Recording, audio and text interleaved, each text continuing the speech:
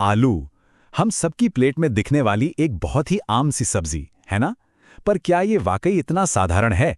असल में हर एक आलू जो हम तक पहुंचता है उसके पीछे विज्ञान और जबरदस्त मेहनत की एक पूरी कहानी छिपी है, एक छोटा सा चमत्कार कह सकते हैं। और हम यहाँ किसी छोटे मोटे किचन गार्डन की बात नहीं कर रहे हैं। आलू की खेती एक बहुत बहुत बड़ा उद्योग है। जरा सोचिए, अमेरिका के कुछ इलाकों में तो, जैसे इदाहो, वॉशिंगटन, वहां की पूरी अर्थव्यवस्था ही इस पर टिकी है। तो चलिए आलू के इस पूरे सफर को समझते हैं। इसे हम 4 हिस्सों में देखेंगे। सबसे पहले नींव कैसे रखी जाती है, फिर इसका विकास कैसे होता है, फसल को सुरक्षित कैसे रखा जाता है, और आखिर में खेत से निकलने के बाद इसकी जिंदगी कैसी होती है। तो ठीक है, शुरू करते हैं पहले पड़ाव से। देखिए, एक अच्छी फसल की कहानी वो जमीन के ऊपर से नहीं बल्कि जमीन के नीचे से शुरू होती है, और वो भी पौधे के उगने से बहुत पहले। देखिए, एक आलू के लिए ना मिट्टी सिर्फ मिट्टी नहीं होती, वो उसका घर होती है। अब जो रेतीली दोमट मिट्टी है वो एक परफेक्ट घर की तरह है, हवादार, खुला खुला, जिसमें आलू आराम से सांस ले सके, फैल सके। वहीं दूसरी तरफ जो भारी चिकनी मिट्टी है वो एक जेल की तरह है।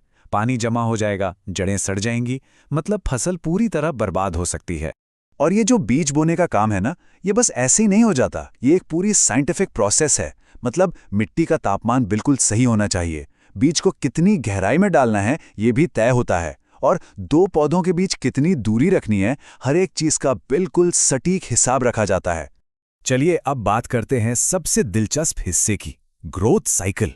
ये वो दौर है जब जमीन के ऊपर तो हमें हरा भरा पौधा दिखता है, लेकिन असली काम, असली खजाना तो जमीन के नीचे तैयार हो रहा होता है। आप देखिए, ये पूरा सफर करीब 3 महीने का होता है। एक छोटे से बीज से पूरी फसल तक। पहले कोंपलें निकलती हैं, फिर पत्तियां और तना तेजी से बढ़ते हैं। लेकिन जो सबसे जरूरी दौर है वो शुरू होता है लगभग 56वें दिन। इसे कहते हैं ट्यूबर बल्किंग। यही वो वक्त है जब जमीन के नीचे का वो छोटा सा आलू तेजी से बड़ा होना शुरू होता है। असली जादू यही होता है। और जैसे जैसे पौधा बढ़ता है ना, उसकी प्यास भी बढ़ती जाती है। खासकर जब आलू बड़े होने लगते हैं, तब तो पौधे की पानी की जरूरत आप देखिए दुगनी से भी ज्यादा हो जाती है। ये फसल के लिए एक तरह से करो या मरो वाला समय होता है। पानी कम तो सब खत्म। तो मतलब साफ है, पानी बिल्कुल सही समय पर और सही मात्रा में मिलना ही चाहिए। जरा सी भी ऊंच नीच हुई तो आलू का आकार बिगड़ सकता है, वो अंदर से खोखला हो सकता है, और इसका सीधा मतलब है महीनों की मेहनत बर्बाद और बाजार में फसल की कोई कीमत नहीं। पानी के अलावा और क्या चाहिए? बिल्कुल पोषक तत्व। जैसे हमें विटामिन्स की जरूरत होती है ना, वैसे ही आलू को भी होती है।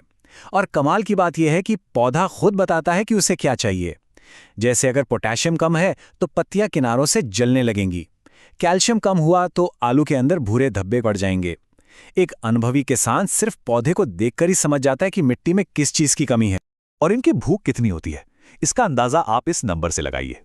सिर्फ 1 एकड़ में अच्छी फसल उगाने के लिए करीब करीब 160 किलो नाइट्रोजन चाहिए। सोचिए, ये फसल जमीन से कितनी ज्यादा ताकत खींचती है, और किसान को उतनी ही सटीकता से वो ताकत जमीन को वापस भी लौटानी पड़ती है।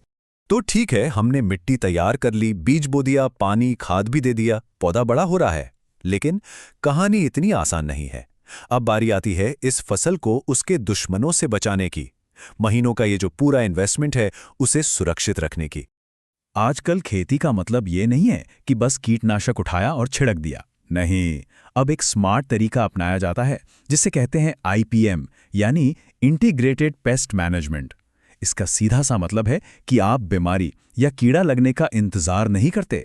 आप पहले से ही ऐसे तरीके अपनाते हैं कि समस्या पैदा ही ना हो। और कीटनाशक का इस्तेमाल वो आखिरी हथियार होता है जब कोई और चारा ना बचे। और ये दुश्मन सिर्फ छोटे मोटे कीड़े मकोड़े नहीं हैं। कोलोराडो बीटल्स हैं, एफिड्स हैं जो वायरस फैलाते हैं। लेकिन इनसे भी बड़ा दुश्मन है मौसम। बहुत ज्यादा गर्मी पड़ गई तो आलू बनना ही बंद हो जाएगा, ठंड पड़ गई तो पत्तियां जल जाएंगी, पानी कम हुआ तो आलू छोटे और टेढ़े मेढ़े हो जाएंगे। मतलब किसान को हर दिन एक नई जंग लड़नी पड़ती है। लेकिन जब महीनों की ये सारी मेहनत, ये सारा विज्ञान और ये सारी जंग रंग लाती है, तो नतीजा कुछ ऐसा होता है। एक शानदार भरपूर फसल जो अब जमीन से बाहर आने के लिए पूरी तरह तैयार है। पर रुकिए, कहानी अभी खत्म नहीं हुई है। असल में आलू को खेत से निकालना तो सिर्फ आधी लड़ाई जीतने जैसा है। असली चुनौती वो तो अब शुरू होती है। इस फसल को महीनों तक सही सलामत और ताज़ा कैसे रखा जाए।